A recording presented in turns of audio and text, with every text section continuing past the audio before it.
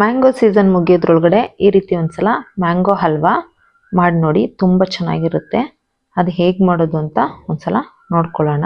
ಒಂದು ಪ್ಯಾನ್ಗೆ ಅರ್ಧ ಕಪ್ ಆಗುವಷ್ಟು ತುಪ್ಪ, 1 ಕಪ್ ಆಗುವಷ್ಟು ಚಿರೋಟಿ ರವೆ ತೊಗೊಂಡಿದ್ದೀನಿ. ಅದನ್ನ ಹಾಕ್ಕೊಂಡು ಚೆನ್ನಾಗಿ ಫ್ರೈ ಮಾಡಿಕೊಂಡು ಅದಕ್ಕೆ 1 ಕಪ್ ಆಗುವಷ್ಟು ಹಾಲು, ಅರ್ಧ ಕಪ್ಪು ಸಕ್ಕರೆ ಹಾಕ್ಕೊಂಡು ಚೆನ್ನಾಗಿ ಮಿಕ್ಸ್ ಮಾಡ್ಕೊತೀನಿ.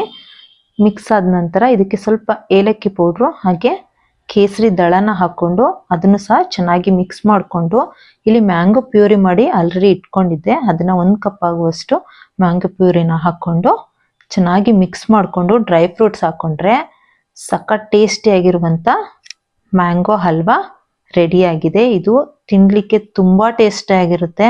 ಒಂದ್ಸಲ ಇದನ್ನು ನೀವು ಮಾಡಿ ನೋಡಿ, ಸಿಕ್ಕಾಪಟ್ಟೆ ಇಷ್ಟಪಡ್ತೀರಾ. ಇದು Nihas cooking channel. So please ನನ್ನ ಚಾನಲ್ನ ಸಬ್ಸ್ಕ್ರೈಬ್ ಮಾಡ್ಕೊಳ್ಳಿ, ಲೈಕ್ ಮಾಡಿ, ಹಾಗೆ ನಿಮ್ಮ ಫ್ರೆಂಡ್ಸಿಗೆ ಶೇರ್ ಮಾಡೋದನ್ನು ಮರಿಬೇಡಿ. ಮತ್ತೊಂದು ವಿಡಿಯೋದೊಂದಿಗೆ ಭೇಟಿ ಆಗ್ತೀನಿ. Thank you for watching.